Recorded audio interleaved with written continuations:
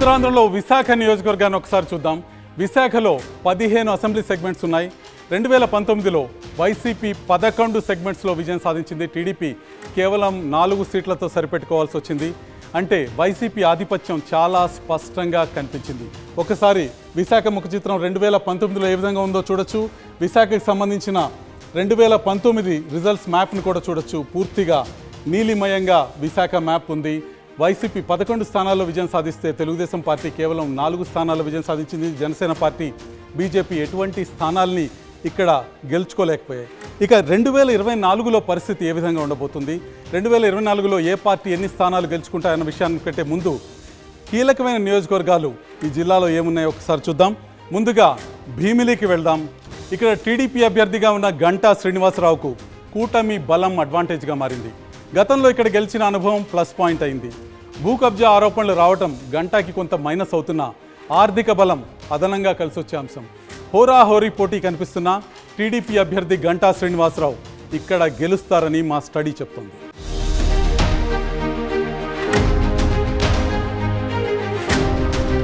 ఉమ్మడి విశాఖ జిల్లాలో మరొక కీలకమైన సెగ్మెంట్ విశాఖపట్నం సౌత్. ఇక్కడ వైసీపీ అభ్యర్థి వాసుపల్లి గణేష్కు కుల సమీకరణలు ప్లస్ పాయింట్ అవుతున్నాయి. మత్స్యకారుల ఓట్లు ఇక్కడ ఎక్కువగా ఉండటం ఆయన కలిసి వస్తుంది. ప్రజలతో బాగా కలిసిపోతారన్న ఇమేజ్ కూడా ఆయనకుంది. జనసేన అభ్యర్థి వంశీకృష్ణ శ్రీనివాస్ ఎన్నికలకు ముందే ఆ పార్టీలో చేరటంతో ప్రచారంలో కాస్త వెనకబడ్డట్టు కనిపిస్తుంది. ఓవరాల్గా విశాఖ సౌత్లో వైసీపీ అభ్యర్థి వాసుపల్లి గణేష్ విజయం సాధిస్తారనేది రూఢి అవుతుంది.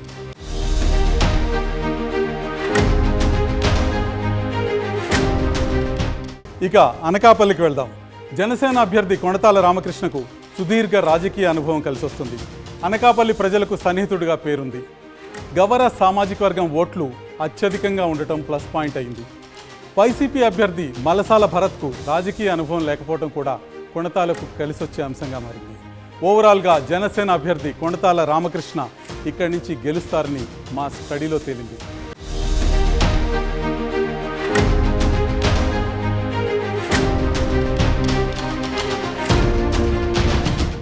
ఉమ్మడి విశాఖలో రేపు జరగబోయే 15 స్థానాల ఎన్నికల్లో ఏ పార్టీ ఎన్ని స్థానాలు కైవసం చేసుకుంటుందో ఒకసారి చూద్దాం. తెలుగుదేశం పార్టీ ఈసారి 9 స్థానాల్లో విజయకేతనం ఎగరవేయబోతుంది. వైఎస్ఆర్ కాంగ్రెస్ పార్టీ 2 స్థానాల్లో, జనసేన పార్టీ 3 స్థానాల్లో, బీజేపీ 1 స్థానాల్లో విజయం సాధించబోతున్నాయి. తెలుగుదేశం కూటమి 13 స్థానాల్లో విజయం సాధించబోతోంది. వైఎస్ఆర్సీపీ 2 స్థానాలకి ఇక్కడ సరిపెట్టుకోవాల్సిన పరిస్థితి మనకు కనిపిస్తుంది. విజేతలు ఎవరో ఒకసారి చూద్దాం. నియోజకవర్గాల వారీగా భీమిలి గంటా శ్రీనివాసరావు తెలుగుదేశం పార్టీ తరఫున విజయం సాధిస్తున్నారు.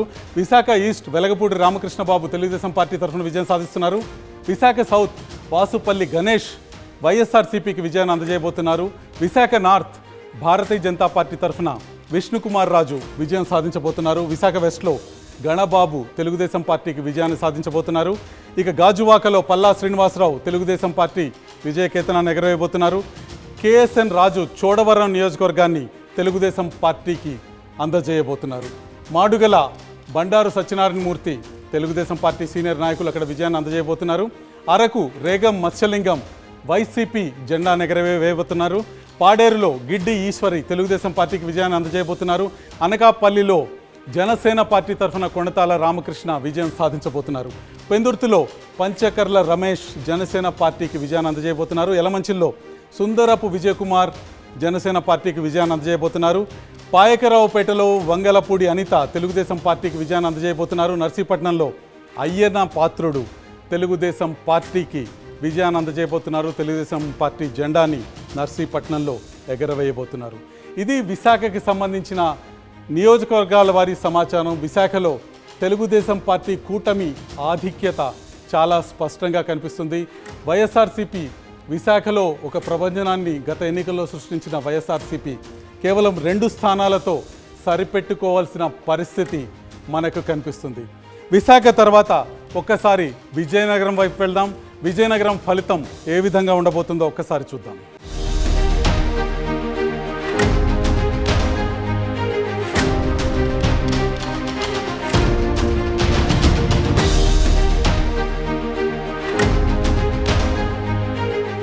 విజయనగరం జిల్లా చాలా కాలంగా బొత్స సత్యనారాయణ అడ్డాగా ఉంది.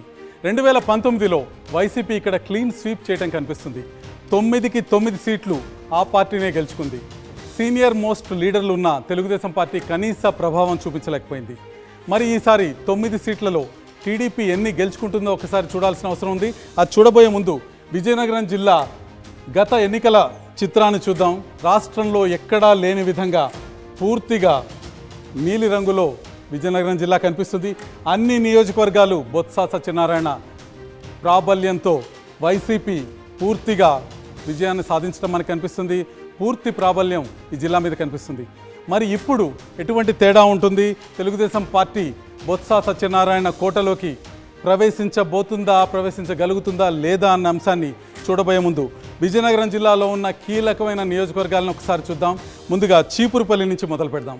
చీపురుపల్లి మంత్రి బొత్స సత్యనారాయణ ప్రభావం ఎక్కువగా ఉన్న సీట్. నియోజకవర్గంలోని ప్రతి గ్రామంతో బొత్సకు సంబంధాలు ఉన్నాయి. అదే ఆయనకు ప్లస్ పాయింట్. ఏ సమస్య ఉన్నా వెంటనే రియాక్ట్ అవుతారనే పాజిటివ్ టాక్ కూడా ఉంది. శ్రీకాకుళం జిల్లాకు చెందిన టీడీపీ నేత కళా వెంకట్రావు ఇక్కడి నుంచి పోటీ చేయటం బొత్సకు అనుకూలంగా మారింది. టీడీపీ కేడర్ పూర్తి స్థాయిలో పనిచేయటం లేదని మా స్టడీలో తేలింది. చీపురుపల్లిలో మరోసారి బొత్స గెలవబోతున్నారని మనకి స్పష్టంగా అర్థం.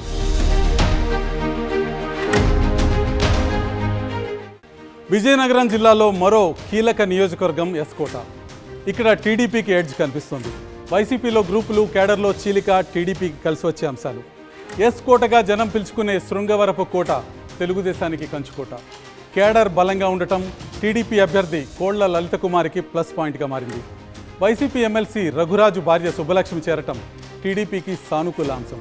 మరోవైపు వైసీపీ అభ్యర్థి కడుబండి శ్రీనివాసరావు ఈ 5 ఏళ్లుగా సరిగ్గా పనిచేయలేదనే టాక్ జనంలో ఉంది. వైసీపీలో విభేదాలు, జనంలో అసంతృప్తి టీడీపీ అభ్యర్థి విజయానికి బాటలు వేసినట్టు మా స్టడీలో తేలింది.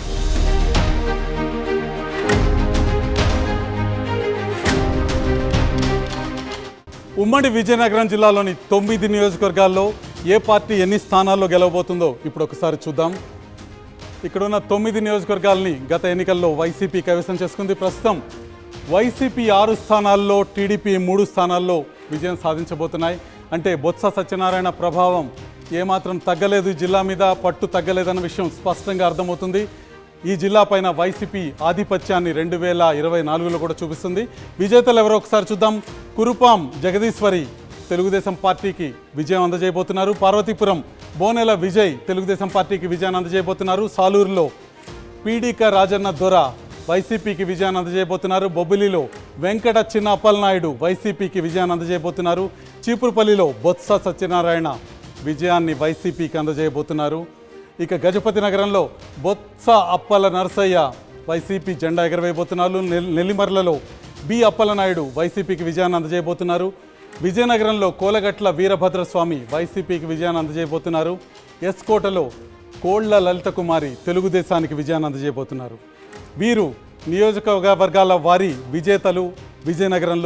విజయనగరం ముఖ చిత్రం అయితే మారింది, కానీ బొత్స సత్యనారాయణ ఆధిక్యత జిల్లా మీద స్పష్టంగా కనిపిస్తుంది. బొత్స జిల్లాలో మెజార్టీ స్థానాల్ని వైసీపీకి అందజేస్తున్నారు. అయితే గత ఎన్నికలతో పోల్చుకుంటే 3 సీట్లలో తెలుగుదేశం విజయం సాధిస్తుంది. తెలుగుదేశం విజయనగరంలోకి ప్రవేశించింది 3 సీట్ల ద్వారా, కానీ వైసీపీ ఆధిపత్యం ఈ జిల్లా మీద విస్పష్టంగా కనిపిస్తుంది. ఇక చివరిలో మనం శ్రీకాకుళం జిల్లాను చూద్దాం. శ్రీకాకుళం జిల్లా ముఖ చిత్రం ఏ విధంగా ఉండబోతుంది? 2024లో శ్రీకాకుళం ఓటర్ ఏ పార్టీకి పట్టం కట్టబోతున్నాడనే విషయం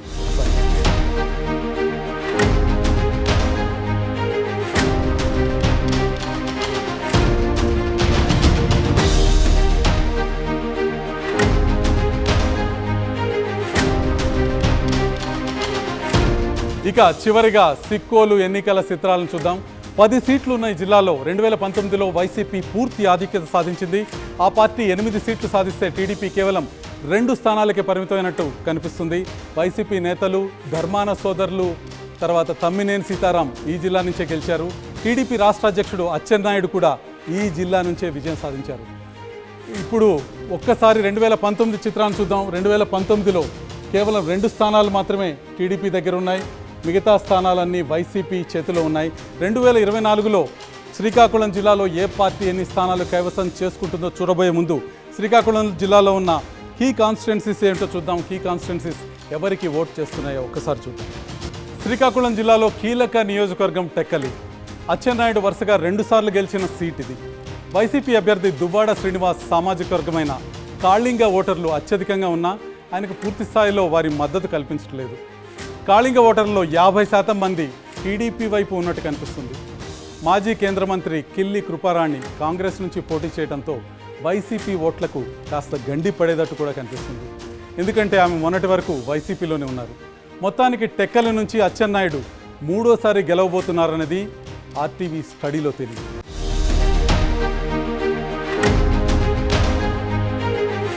శ్రీకాకుళం జిల్లా పాతపట్నంలో టీడీపీలో 2 గ్రూపుల మధ్య విభేదాలు వైసీపీకి అడ్వాంటేజ్గా మారాయి. మొన్నటి వరకు టీడీపీ ఇన్ఛార్జిగా ఉన్న కల్లమట వెంకటరమణకు టికెట్ దక్కలేదు. దాంతో ఆయన తీవ్ర అసంతృప్తిలో ఉన్నారు. టీడీపీ అభ్యర్థి మామిడి గోవింద్కు వెంకటరమణ వర్గం గ్రౌండ్లో సహకరించడం లేదు.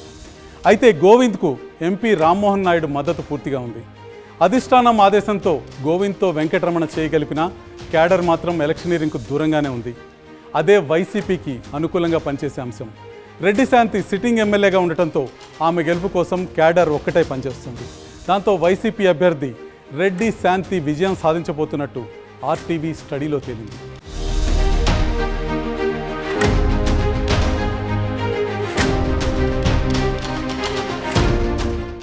శ్రీకాకుళంలో ఉన్న 10 నియోజకవర్గాల్లో 2024 ఎన్నికల్లో ఎవరు విజయం సాధించబోతున్నారో ఒక్కసారి చూద్దాం.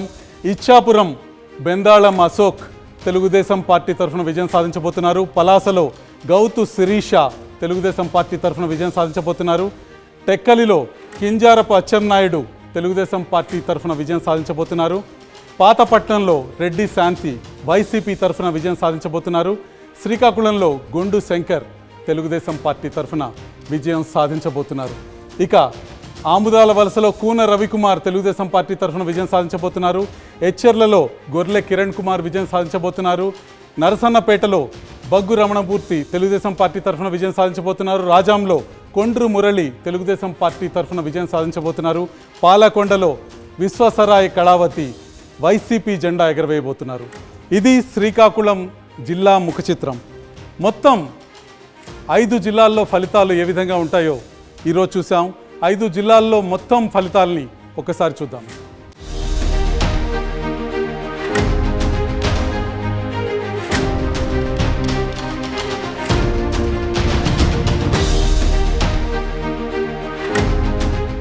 మరిన్ని వీడియోస్ కోసం ఛానల్ ని సబ్స్క్రైబ్ చేయండి. లేటెస్ట్ అప్డేట్స్ కోసం వాట్సాప్ ఛానల్ ని ఫాలో చేయండి. అండ్ లింక్ డిస్క్రిప్షన్ లో ఉంది.